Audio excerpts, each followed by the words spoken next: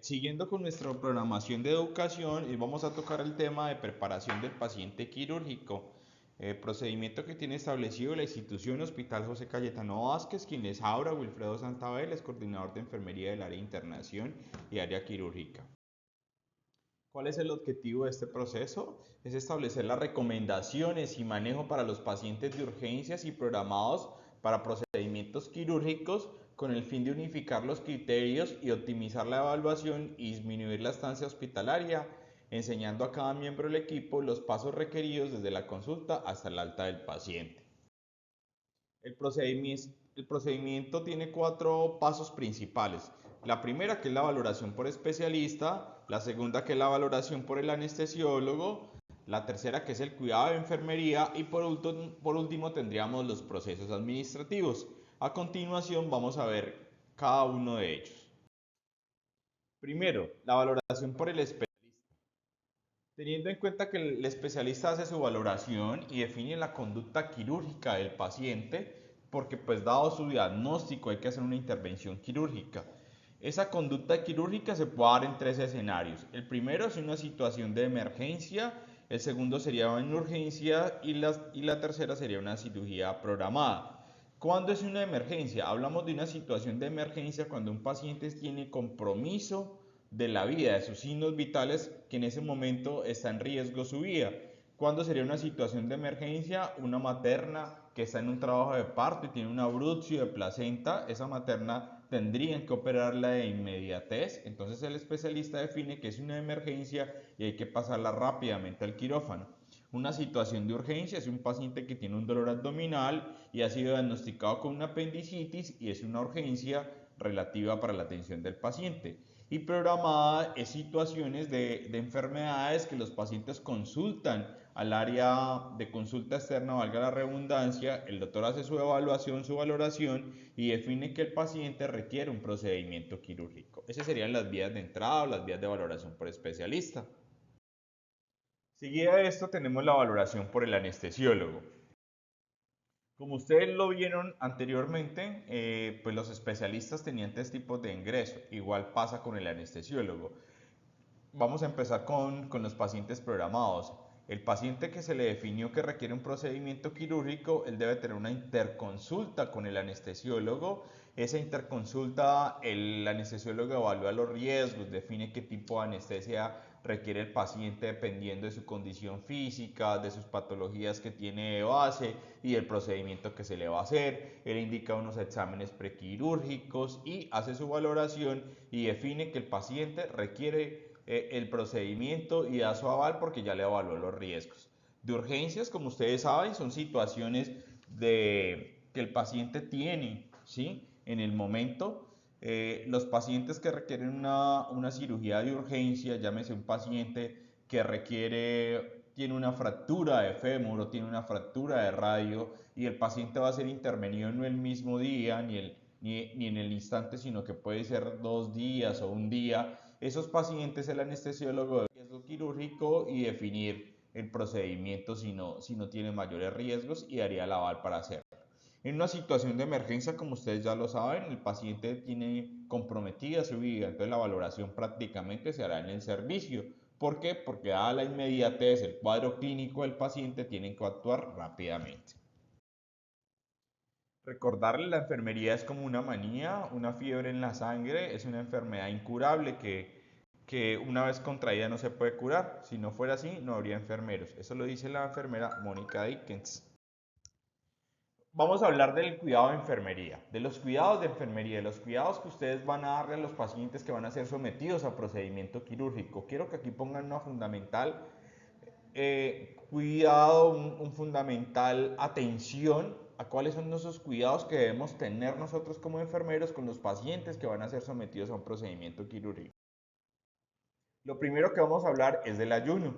El ayuno es importante porque recuerden que en el ayuno se va a mitigar el riesgo de que el paciente sufra o no una broncoaspiración. Según la evidencia científica hablan que el ayuno debe ser mayor a 8 horas para pacientes que van a ser sometidos a procedimientos quirúrgicos y hayan consumido alimentos como carnes, fritos y grasas saturadas. Para los pacientes o los bebés que consumen leche materna dicen que el ayuno debe ser mayor a 4 horas. Y para pacientes que hayan consumido líquidos claros como agua, café, jugo sin pulpa, debe ser mayor a 2 horas. Recuerde que el ayuno está relacionado con el vaciado gástrico, ¿sí? Entonces todo depende del tipo de alimentos que el paciente haya consumido.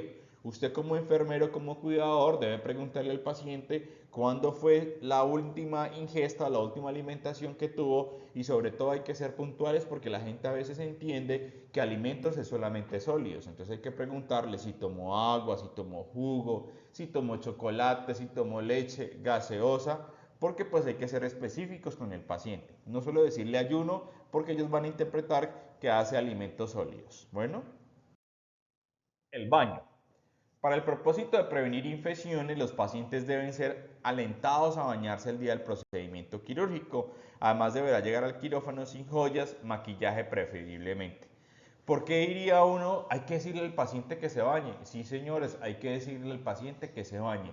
Y como cuidadores directos del paciente, ustedes deben de verificar que ese paciente ingresó al baño, hizo su baño general, ¿sí? Está en las condiciones de higiene para ser llevado al área quirúrgica. Recuerda que lo que evitamos es prevenir infecciones asociadas a los procedimientos. Entonces, mediante el baño, eliminamos todas esas partículas que puedan generar en el paciente, ¿sí? Un riesgo para la infección.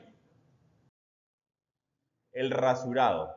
Se debe evitar la eliminación del pelo a menos que éste pueda inferir con el procedimiento.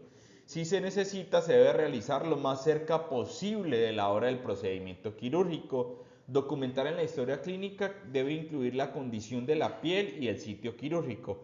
En esto no hay mucho consenso, realmente las recomendaciones de los expertos hablan mucho de no rasurar, y si se rasura se deben tener en cuenta esas condiciones especiales, ¿sí?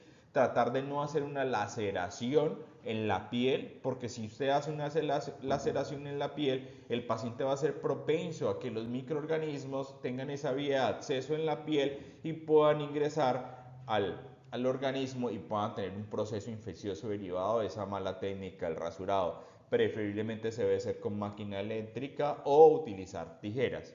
Importante el registro de enfermería cuando se haya que hacer el rasurado. ¿Sí? Debe dejar claro cómo fue, cuál es el sitio anatómico y qué fue lo que encontró al hacer ese procedimiento. Porque si sucede un proceso infeccioso, una herida, digamos una infección asociada al sitio quirúrgico, entraríamos a analizar si a la hora de rasurar fue un factor importante para que se diera esa infección del sitio operatorio. Otra actividad menos importante es el acceso venoso, ¿sí? El acceso venoso es un cuidado básico para el paciente que va a procedimiento quirúrgico. ¿Cuál es el sitio preferiblemente del cual nosotros debemos hacer acceder o tener ese acceso venoso periférico? Como lo habíamos visto en la estrategia de Flebiticero, los vasos o las venas más recomendadas son las que se encuentran en el antebrazo, que son las de mayor calibre, que permiten una reposición de volumen, ¿sí? Dado el caso de que el paciente tenga una pérdida sanguínea o haya que establecer unas metas metabólicas para poder que el paciente no vaya a tener una complicación. ¿Cuál es ese calibre que debemos utilizar para un paciente que va para cirugía?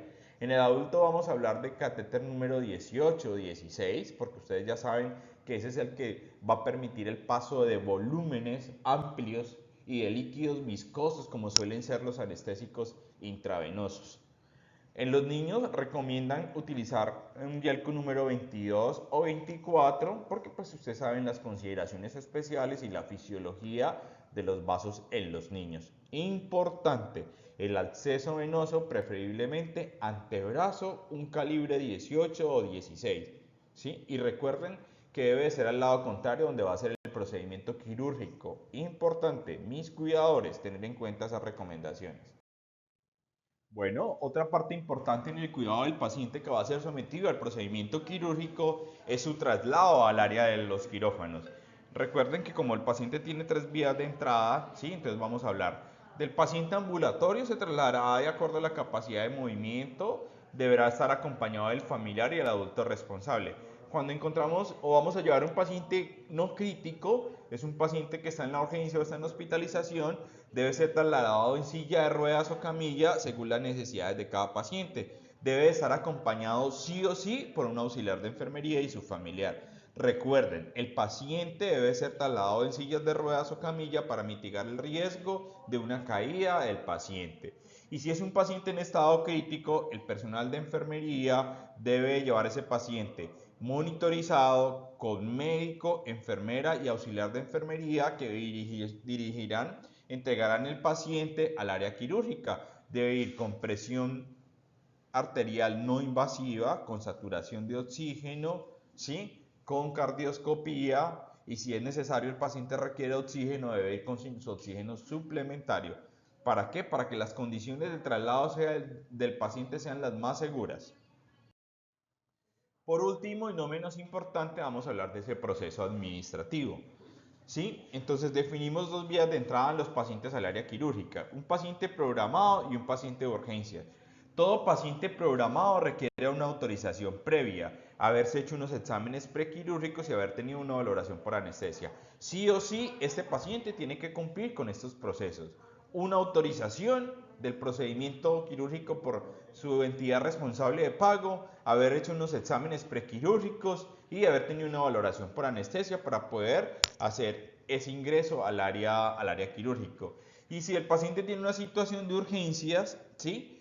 Todo dependerá si es una situación urgente o emergente. Ante una situación emergente, el personal asistencial solamente tendrá que notificar al área de facturación que hay un paciente que tiene una situación grave y debe ser sometido a un procedimiento quirúrgico. Hablamos del paciente que viene avaliado, hablamos del paciente que sufre un accidente de tránsito y tiene un trauma cerrado de abdomen y es inminente que el paciente va a morir si no se somete a un procedimiento de laparotomía exploratoria para ver qué es lo que pasa con ese paciente, ¿sí? Nosotros debemos solicitar la autorización cuando se trata de un paciente con una situación de urgencias, ¿sí? Solicitar esa autorización por medio administrativo, o sea, por medio de la plataforma ISIS, o sea, por medio de nuestro software dinámica, esperar realmente el resultado de esa solicitud administrativa frente a la autorización de la entidad responsable de pago. Hablamos situaciones que a pesar de que nosotros solicitamos las autorizaciones, sí o sí el paciente tiene que operarse. Sí, una paciente que tiene una indicación de cesárea, sí o sí, con o sin autorización, se debe operar, pero eso no significa que el personal asistencial no solicite las autorizaciones previas. Un paciente que tiene una apendicitis, la conducta es operarlo, pero debemos hacer esa solicitud. Bueno, ¿para qué? Para que el hospital también pueda tener en cuenta y pueda recibir los honorarios que se gastan con esos pacientes. Muchísimas gracias, espero que tengan un buen día. Las dudas, las inquietudes que tengan frente al desarrollo de los procesos, los invitamos a que por cualquier medio podamos hacer uso de esas inquietudes para que podamos prestar el servicio de la mejor manera posible. Que tengan un buen día.